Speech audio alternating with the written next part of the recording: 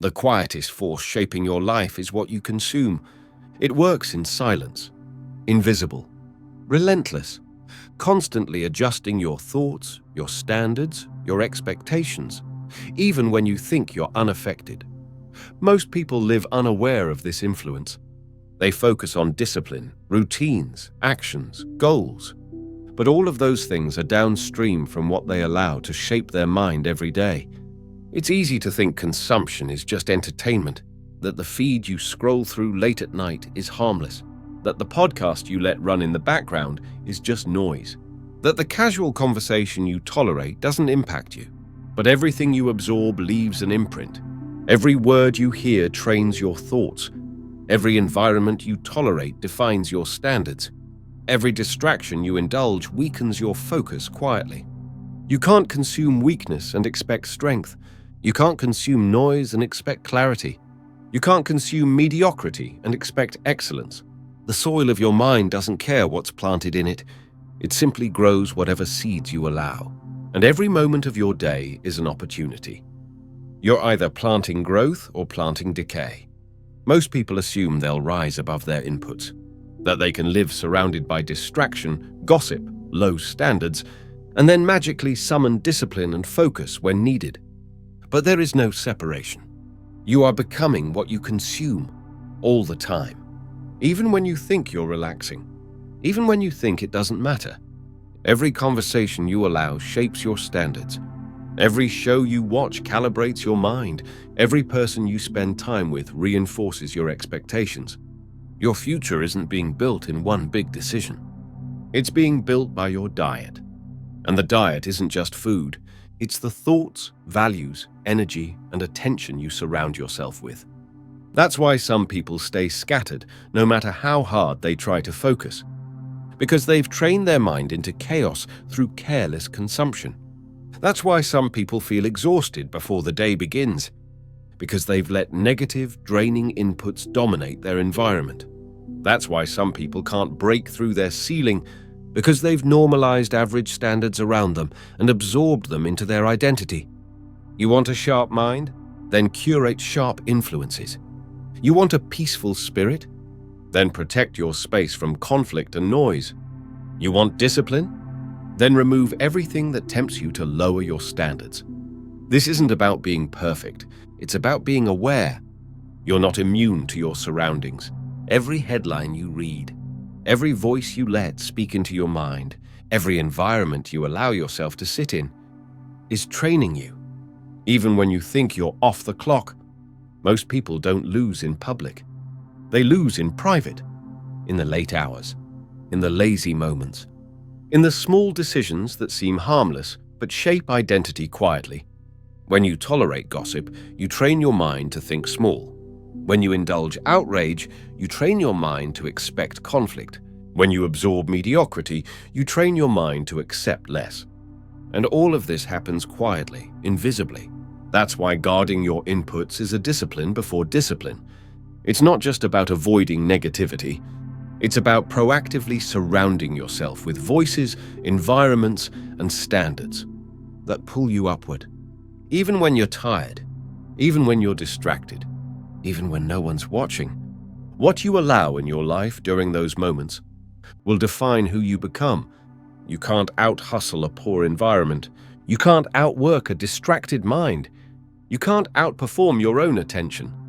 The quality of your life is reflecting the quality of your inputs.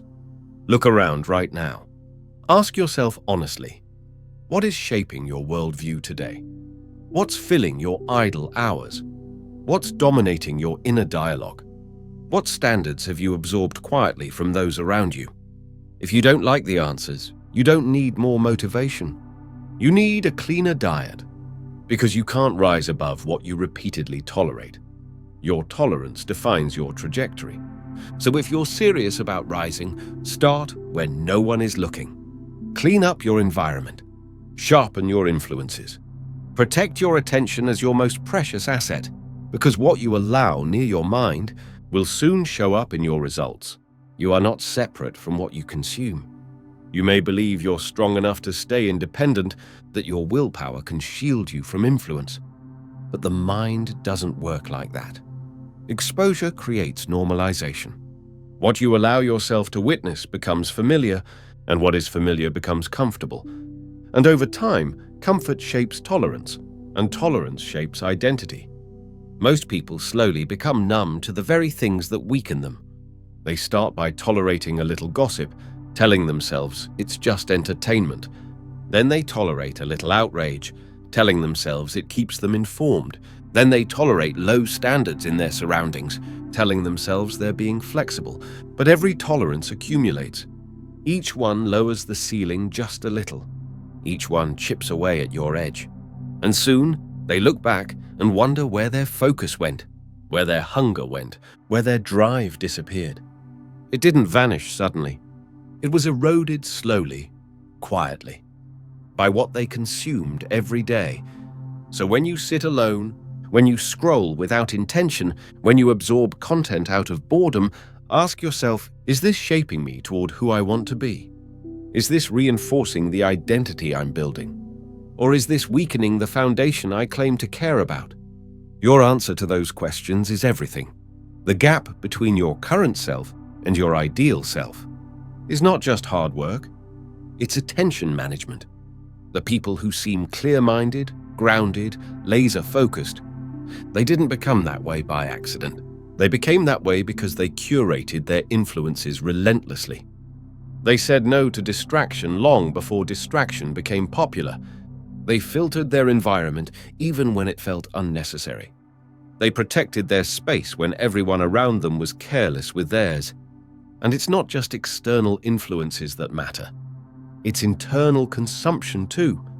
The thoughts you replay in your mind, the stories you tell yourself about who you are, the mental loops you allow to run unchallenged. Even your private thoughts are shaped by what you've consumed. If you've surrounded yourself with negativity, you will think negative thoughts even when you're alone. If you've absorbed mediocrity as entertainment, you will expect mediocrity from yourself. If you've allowed endless distraction to train your mind, you will crave distraction the moment you sit quietly. This is why most people can't sit still anymore. Their mind has been trained by consumption to need noise. Silence feels unbearable because silence reveals how fractured their attention has become. But here's the truth. The more fractured your attention, the less effective your work. The more polluted your inputs, the weaker your decisions. The more distracted your environment, the slower your progress. You can't multitask your way to clarity. You can't scroll your way to peace. You can't gossip your way to excellence. You must curate your way there. Curation isn't passive, it's ruthless. It means saying no to what others tolerate. It means refusing what others normalize. You don't curate to impress anyone. You curate because you understand that discipline starts at the gate of your mind. You want focus? Then make focus easy by controlling what surrounds you. You want clarity? Then remove noise before it enters. You want peace? Then create an environment where peace is normal. That's the foundation. And it's your job. No one else can do it for you. People might ask why you're so strict. They might question why you protect your space so fiercely. They might laugh at your refusal to tolerate gossip, your discipline in turning off distractions, your focus on what you allow near you. Let them laugh. They don't have to live with the consequences. You do. Your future isn't built by their approval. It's built by your discipline to protect your mind, even when no one is watching. The difference between who you are and who you want to be is hidden in what you consume. Not what you consume occasionally, but what you consume consistently. And consistency is quiet. It's built in moments that seem insignificant. The idle minutes before bed, the background noise you tolerate while you work, the tone of the conversations you engage in when you're bored, all of it adds up. You are being trained in those moments, trained to accept lower standards, or trained to demand better from yourself. Your mind is your responsibility. You don't get to outsource that job. No one is coming to guard your gates for you. No one is going to protect your attention but you. No one will filter your inputs on your behalf. And soon enough, your results will reflect what you chose to allow, Your results won't reflect your intentions, your hopes, your dreams, but your diet.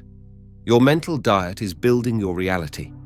Every day you consume something, and every day you become a little more like what you consume. So choose carefully. Not tomorrow, today.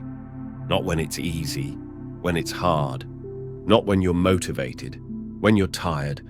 Because the moments when you think it doesn't matter are the moments that define everything. If you're wondering why your mind feels heavy, why focus slips away, why peace feels rare, it's not because life has become harder. It's because your environment has become noisier.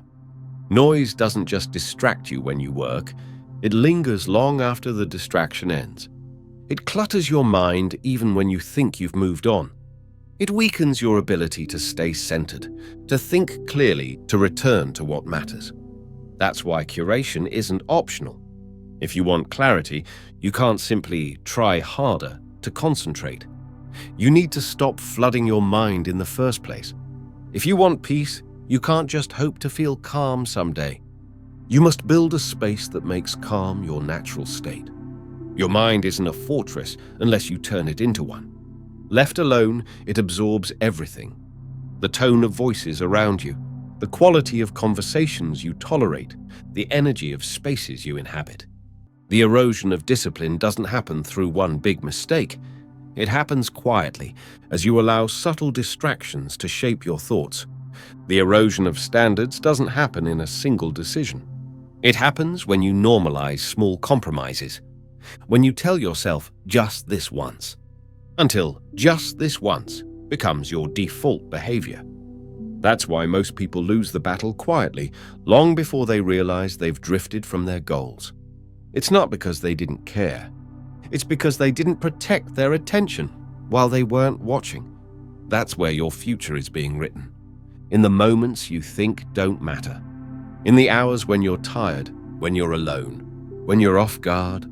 Your mind is being trained even then, maybe especially then. And the inputs you consume in those moments will dictate the version of you that shows up. When it's time to perform, no amount of willpower will save you. If your environment constantly weakens you, you can't grind your way to clarity while letting chaos dominate your surroundings. You can't force discipline to take root while your attention is fractured by low-quality distractions. You want to feel stronger? Then build a life that supports strength. You want to think clearly? Then remove every influence that clouds your judgment. You want discipline to come naturally? Then create a mental environment where discipline is the obvious choice, not the difficult one. That's how you take control. Not by fighting your impulses endlessly, but by designing a life that makes your best self the default outcome. That's the real discipline. To curate your world so relentlessly that even in your weakest moments, you're still protected by the strength of your environment. Look closely at what's filling your space right now. Not just your physical space, but your mental space, your informational space, your emotional space. Do the things you allow in sharpen you or dull you? Do they elevate your thinking or drain your energy? Do they pull you forward or hold you back? This is the difference between those who rise and those who stay stuck. It's not talent, it's not luck, it's not genetics, it's inputs, it's consumption. It's the invisible architecture behind every action you take. Your results reflect your diet, your mental diet, your informational diet, your emotional diet. So what are you feeding yourself? What do you allow to surround your mind in moments when you're not trying? That's what's defining you. Your future won't be decided by what you intend to do tomorrow. It's being decided by what you allow near you today. And that's good news, because it means you have the power right now to change everything. You don't need permission. You don't need a perfect plan. You don't need to wait for better circumstances. You just need to stop allowing weakness to take up space in your mind. You just need to protect your attention, like your life depends on it, because it does. You just need to guard your gates, and once you do that, everything else becomes easier. Focus feels natural again. Peace feels accessible again. Clarity returns. Not because you forced it, but because you removed what was preventing it. You are becoming exactly what you consume. So choose carefully. Honor yourself enough to feed your mind wisely. Respect your potential enough to curate your inputs fiercely. And know this, no one will do it for you. No one is coming to protect your mind. No one will filter your environment on your behalf. No one else will stand guard at the gates of your attention. That responsibility is yours alone. But once you take it seriously, you gain control again. And with control comes peace. With peace comes clarity. With clarity comes discipline. And with discipline comes strength. Your future begins right here, right now, with what you allow near your mind today. You are becoming exactly what you consume. Make sure what you consume reflects who you want to become.